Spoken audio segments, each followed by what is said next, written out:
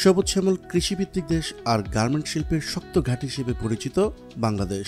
কিন্তু জানেন কি, এই ভূখণ্ডের মাটির গভীরে লুকিয়ে আছে এক অমূল্য ভাণ্ডার খনিজ সম্পদ, যেখানে প্রাকৃতিক গ্যাস, কয়লা, জ্বালানি তেল, জিরকন, ইলমেনাইট, শুধুমাত্র এই 5টি প্রধান খনিজের সম্ভাব্য মূল্য দাঁড়ায় লক্ষ লক্ষ কোটি টাকা, যা চাইলে পুরো দেশের অর্থনীতির চেহারাই বদলে দিতে পারে।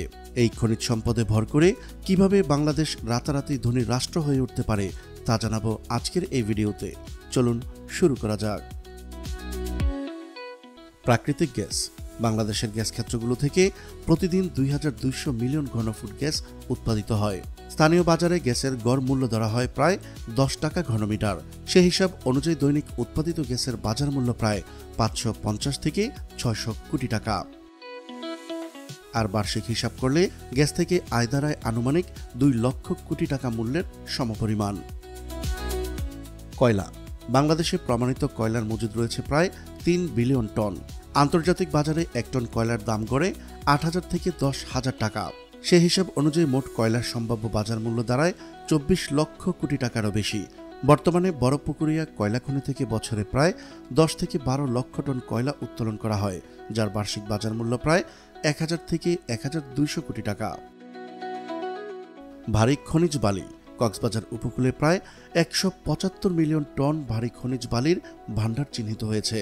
এর মধ্যে জিরকন, ইলমেনাইট, রুটাইল ও মনাজাইট ইত্যাদি রয়েছে। এই খনিজগুলোর আন্তর্জাতিক বাজার মূল্য টন প্রতি 50,000 থেকে 1,50,000 টাকা পর্যন্ত, ফলে সম্ভাব্য মূল্য দাঁড়ায় কয়েক লক্ষ কোটি টাকা। চুনাপাথর। সিলেটের ছাতক ও জয়পুরহাটে প্রায় 1 কোটি টনেরও বেশি চুনা পাথরের ভাণ্ডার রয়েছে। চুনা পাথরের দাম টন প্রতি গড়ে 1200 থেকে 1500 টাকা।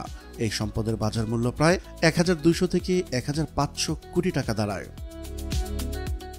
পাথর। দিনাজপুর ও জাফলং নির্মাণ শিল্পে ব্যবহৃত পাথরের বার্ষিক বাজার মূল্য প্রায় 2000 কোটি টাকা।